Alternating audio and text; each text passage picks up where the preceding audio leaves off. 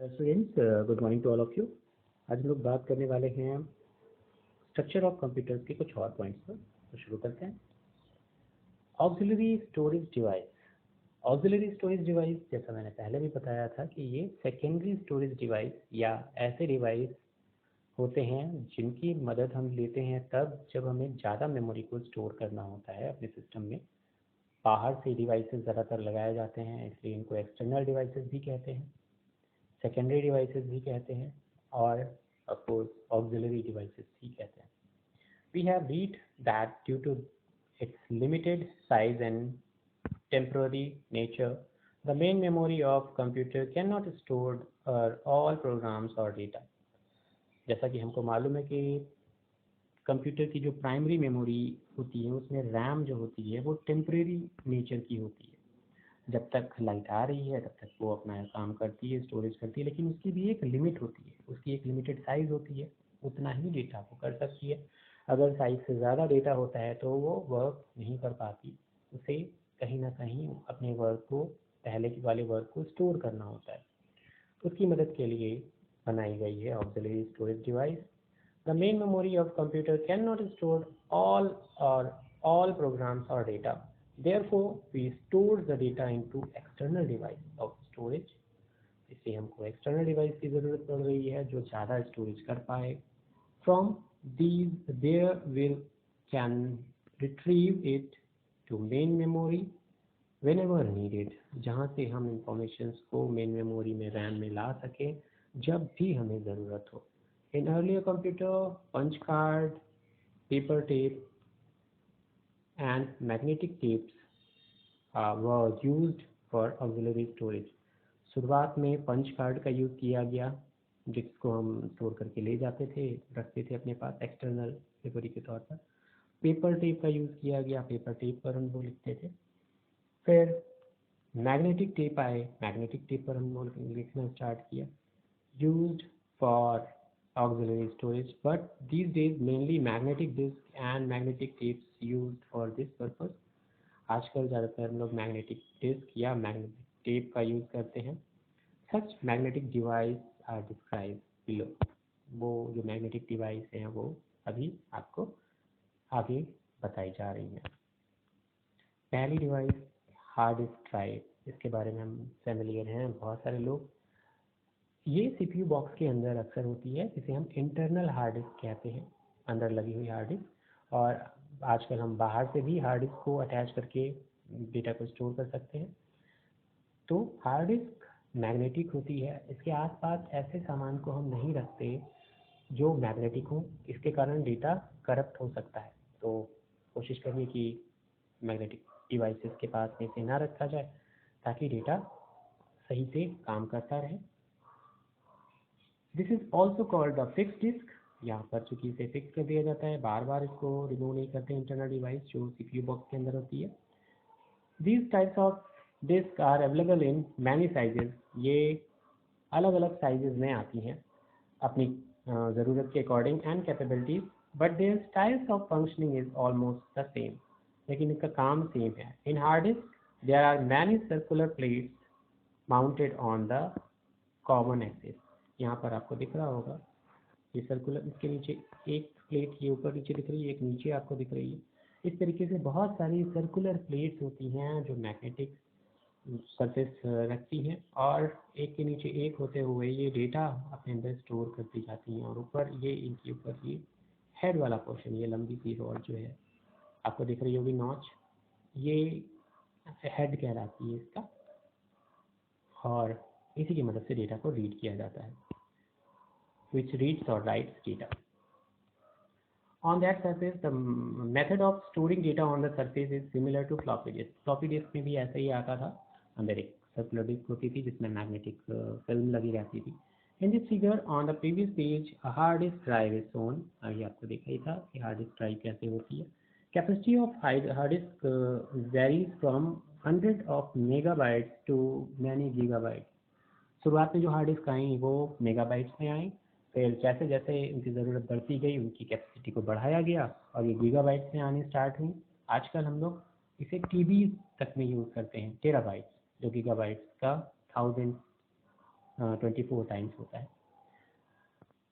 Mostly it is placed inside the computer. ये शुरुआत में मैंने ये भी बताया आपको कि ये इनसाइड कंप्यूटर की जो हार्ड डिस्क होती है उसे हम इंटरनल हार्ड डिस्क कहते हैं, क्योंकि अंदर फिक्स करके ये रख दी जाती है और वर्क करती रहती है। एक्सटर्नल हार्ड डिस्क भी आजकल आती हैं जो हम बाहर से अटैच करके डेटा को और ज़्यादा स्टोर कर सकते हैं, but sometimes can be added separately, अलग से भी हम कर सकते हैं। It very reliable and speed reading and writing data on it much faster than floppy disk. शुरुआत में फ्लॉपी डिस्क जो आई उसका डेटा बहुत ही लिमिटेड था, MBs में था, और वो भी केवल 1.44 MB। और उसके बाद एक बड़ी फ्लॉपी आई जिसकी मेमोरी स्पेस थी 2.88 MB। इतनी मेमोरीज में आजकल वर्क करना तो हमको लग रहा है एक ऑडियो फाइल्स भी अच्छी क्वालिटी की नहीं स्टोर हो सकती। तो ये स्टार्टिंग की बात है जब केवल टेक्स्ट में डेटा होता था, तब फ्लॉपी डिस्क का काम किया जाता था। उसका हार्ड डिस्क आई तो फिर डेटा की ज़्यादा ज़रूरत पड़ी, MBs में, फिर GBs में, फिर TBs तक में पहुंच गई है। मैग्नेटिक टेप, ये कैसे वर्क करते थे? Magnetic tape are considered very safe and cheap medium by taking backup of old films. अगर शुरुआत में आप देखें उस पर एक नाम आता था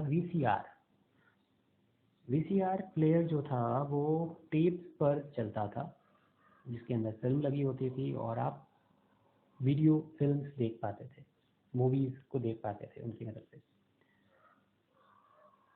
ये बैकअप होता था डेटा का, बार बार आप पिक्चर को देख सकते हैं, तो बैकअप करके डेटा को रख लिया जाता था ओल्ड फिल्म्स को, और फिर इन्हें बार बार प्ले कराया जा सकता था।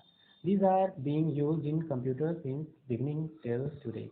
ये शुरुआत से काम करते चले आ रहे हैं, अलग फील्ड्स में भी और कंप्यूटर में भी स्टोरिंग के लिए इनका यूज़ किया जाता था, और आज भी बहुत सी जगह पर इनका यूज़ किया जाता है।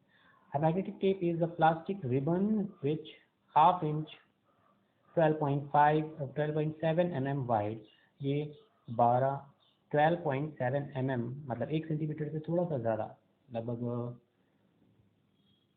1/4 टाइम और ज़्यादा होता है चौड़ा, स्ट्रिप फिल्म की, प्लास्टिक कोटिंग की, और इसके अंदर मैग्नेटिक मटेरियल होता है और उसकी मदद से हम स्टोरिंग कर पाते हैं।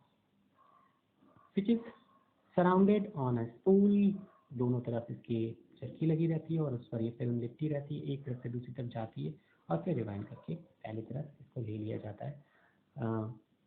सीक्वेंशियल ऑर्डर में चलती है। On one surface of the tape, a thin coating a magnet is done. This data is written on a surface by making magnetic symbols की फॉर्म में। On inch length, 1 इंच की length पर tape 800 to 6250 symbols और bytes can be written। 1 inch पर 800 से 6000 symbols को store किया जाता है। 1 इंच की विड्थ में इतने सारे सिंबल्स स्टोर कर दिए जाएं तो इमेजेस बनती हैं, पिक्चर्स बनती हैं। द लेंथ ऑफ टेप में be anything between 200 feet to 3600 feet. ये जो लेंथ होती है मैग्नेटिक टेप की वो 200 फीट से लेकर 3500 फीट 3600 फीट के बराबर हो सकती है। इतनी बड़ी फिल्म हम लोग स्टोर कर सकते हैं। The magnetic tape is very slow device. Serial order में चलती थी, एक के बाद एक ही पिक्चर्स दिखा रही, तो इसको हम स्लो फिल्म कहते थे। Because it's sequential medium, sequence order में 1 2 3 4 अगर है, जो लाइन में है वही चलता जाएगा, तो सीक्वेंशियल ऑर्डर में चल रहा है। ये नहीं है कि 1 के बाद सीधे 5 आ जाए, रैंडम ऑर्डर नहीं था। दिस मीन्स दैट रीडिंग और writing data on tapes is done from one end to other end sequentially. एक तरफ शुरुआत होती थी तो उसे चलते चलते एंड तक पहुंचना होता था। ये नहीं है कि हम एक ही क्षण में बीच से शुरू पे आ जाए, तो हमको फिर से रिवाइंड करना पड़ता था। We can not start reading और writing data from the middle. हम बीच से डेटा नहीं पढ़ सकते थे। If we want to read the files stored in middle, then we have to start from the beginning. हमें शुरुआत से ही इसको स्टार्ट करना पड़ता था। And leave the earlier part of the tape, और पहले वाले पार्ट को छोड़कर tape to read that particular file, उस फाइल तक पहुंचना होता था। The reliability of this tapes is very high, इनकी रिलायबिलिटी बहुत अच्छी थी, क्वालिटी अच्छी थी। This can be kept safe for even 100 years, इनको 100 सालों तक स्टोर करके रखा जा सकता था।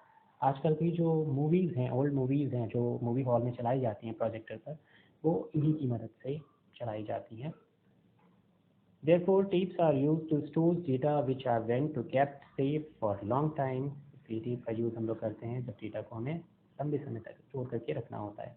These days, a miniature of magnetic tape is used most of the computers. उसका छोटा फॉर्म आजकल हम लोग यूज़ करते हैं कंप्यूटर्स में। This is of shape of the audio cassette in which width of tape is 1.4 inch. आजकल जो width आ रही है वो 1.4 इंच की है, और 600 फीट का डेटा इसमें हम लोग स्टोर कर सकते हैं। फिर फ्रॉम 40 मेगाबाइट्स टू 100 मेगाबाइट्स, जिसके अंदर कैपेसिटी होती है 40 मेगाबाइट से लेकर 100 मेगाबाइट्स की। Like floppy, it is also mounted on a tape drive which is attached to the CPU cabinet to the computer. जैसे फ्लॉपी वर्क करती थी वैसे इसको टेप ड्राइव भी यहाँ पर आपको लगाना पड़ता है, जिसकी मदद से हम CPU को इन्फॉर्मेशन दे सकते हैं और कंप्यूटर्स पर वर्क करता है। कॉम्पैक्ट डिस्क, इसके बारे में आप बहुत सारे लोग फेमिलियर होंगे, और अगर नहीं है तो ये वो डिवाइस है जो डेटा को कलेक्ट करके अपने पास रखता था। कॉम्पैक्ट मतलब सिकोड़ कर रखना, जैसे आप सूटकेस में बहुत सारे कपड़े रखते हैं तो उसको दबा दबा कर आप जितनी कोशिश कर पाते हैं वो कॉम्पैक्ट एक जगह पर रखना। This is a special type of disk on which data is written generally once and can be read many times. शुरुआत में जो CDs आए उन पर एक बार डेटा आप लिख लेते थे और उसके बाद बार बार उसे देखते रहते थे, तो रीड ओनली मोड में चलता था। फिर इसका पेड वर्जन आया जिसमें हम बीच में डेटा और भी स्टोर कर सकते थे, से रीड राइटेबल CD कहा गया, री राइटेबल में।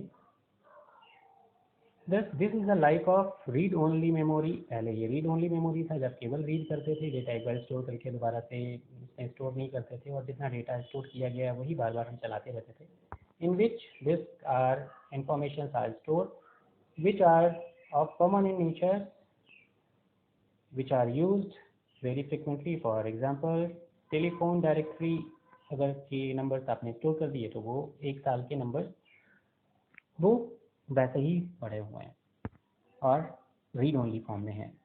टाइम्स जैसे बुक्स, जो प्रिंटेबल बुक्स होती हैं वर्जन, तो बुक्स को आपने यहाँ पे रख दिया, उनमें चेंजेस नहीं करने हैं, उसका अगला वर्जन जब आएगा उसके अंदर अगर कुछ चेंजेस होने हैं तो वहाँ आएगा। Table of flight book, catalogue of books in a library, जो बुक्स है कैटलॉग है लाइब्रेरी का, हर साल अपडेट होता रहता है, तो 1 साल का लाइब्रेरी की जो भी लिस्टिंग है वो इसमें कर दी गई। फिर इस तरीके से इसे हम रीड ओनली फॉर्म में बनाया। फिर बाद में इसे रीड राइटेबल मैंने बताया, तो अगर अपग्रेड बीच में हम करना चाहते थे तो कर सकते थे। The technique of laser light amplifications by simulated emissions of radiation, ये इसका फुल फॉर्म है लेज़र का। इनकी फॉर्म में, लेज़र फॉर्म में ये रीडिंग करता है अपने डिस्क की और इसकी वर्किंग कराता है। तो इसका रीडर जो होता है वो लेज़र, एक लाइट होती है जो इसकी डिस्क पर पड़ती है, ट्रैक पर पड़ती है, और वहाँ के डेटा को ये रीड कर पाती है लेज़र टेक्निक की मदद से। Nowadays, such compact discs are also available which data can be written, read like a simple floppy, but that we can special device called CD writer। मैंने आपको बताया राइटर, जिसकी मदद से हम राइट भी कर पाते हैं, डेटा को चेंजेस कर सकते हैं।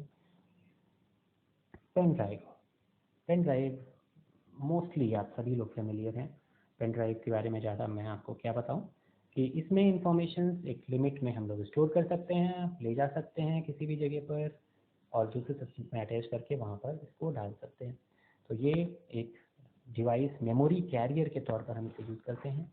मेमोरी को कैरी करने वाला एक डिवाइस जो पेन की तरीके से अपनी पॉकेट में हम रख सकते हैं और कैरी करके एक जगह से दूसरी जगह ले जा सकते हैं। इसको यूज़ करने के लिए आपको USB पोर्ट का होना ज़रूरी है, क्योंकि इसके आगे जो ये लगा हुआ है पार्ट जिससे ये कंप्यूटर के साथ अटैच होता है, इसे हम USB कहते हैं। USB कनेक्टर अगर होगा आपके CPU में तो ये उस जगह पर ये कनेक्ट हो जाएगा, उसी को हम CPU पोर्ट USB पोर्ट भी कहते हैं।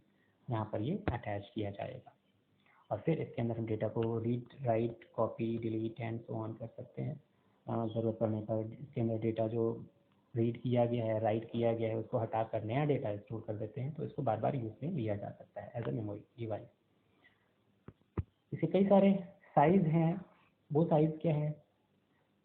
शुरुआत में जो आई पेन ड्राइव जो 256 MB में, फिर 512 MB में, 1 GB, 2 GB, 4 GB, 8 GB, 16, 32, 64 and so on. आजकल हम टीवीज़ में भी पेन ड्राइव को एक्सपेक्ट कर रहे हैं। DVD CD की तरह से ही ये डिवाइस, CD का डेटा जो था वो 1 GB से कम होता था, लगभग 600 MB के करीब या 700 MB के करीब डेटा वहाँ रहता था। लेकिन जब हम DVD उसी तरीके की डिस्क जिसमें और भी ज़्यादा कॉम्पैक्ट करके डेटा को रखा जा सकता था, उसकी साइज़ 4.1 GB से लेकर 17 GB तक के डेटा को यहाँ रखा जा सकता था। इसका मतलब एक CD में जो डेटा हम स्टोर कर रहे थे उसका 17, 20, 25 टाइम्स डेटा हम यहाँ पर, मैक्सिमम डेटा हम यहाँ पर स्टोर कर सकते थे। तो पर 10 CD की जगह पर हम एक DVD ले लें और वर्क करें। ये मेमोरी स्टिक्स, मेमोरी स्टिक्स या आप कहें मेमोरी जो आप अपने फ़ोन में लगाते हैं दूसरी जगह पर यूज़ करते हैं, स्टिक के तौर पर यूज़ की जा रही है, तो वो भी पेन ड्राइव की तरफ से काम कर रही है। इसकी अलग अलग कंपनीज़ हैं जो इसको बनाती हैं memory sticks. Pro memory sticks तो इसके वर्जन हैं, और मेमोरी स्टिक्स कार्ड जो होते हैं वो लगभग 55 mm लॉन्ग या 5 सेंटीमीटर जिन्हें हम कहते हैं लंबे हो सकते हैं। ये लंबाई इसको हम कहेंगे लंबाई, एंड 21.5 mm वाइड, और इसकी चौड़ाई जो है वो 21.5 mm हो सकती है। The thickness of these card is 2.8 mm, और इनकी जो मोटाई है वो 2.8 mm के करीब है। इस तरीके से इनकी अलग अलग वेरिएशंस में, अलग अलग वेराइटीज़ में हमारे पास मेमोरी स्टिक्स हैं जिनको हम यूज़ करके डेटा को स्टोर कर सकते हैं, पेन ड्राइव की तरफ से एक जगह से दूसरी जगह ले जा सकते हैं। अपने मोबाइल फ़ोन में या जो कार्ड है आपका या वो कैमरा है उसके अंदर इसको अटैच कर सकते हैं और यूज़ कर सकते हैं। यहाँ पर एक जो मेमोरी स्टिक दिखाई पड़ रही है सोनी कंपनी ने बनाई हुई है। आज के लिए इतना ही। जो डिवाइसेस बताए गए हैं आपको वो और उनकी वर्जन और उनकी साइज़ के बारे में आपको लिखना है, कैपेसिटी के बारे में लिखना है। तो 3 पॉइंट्स में इसको आपको वर्क कराना है। आज के लिए इतना ही।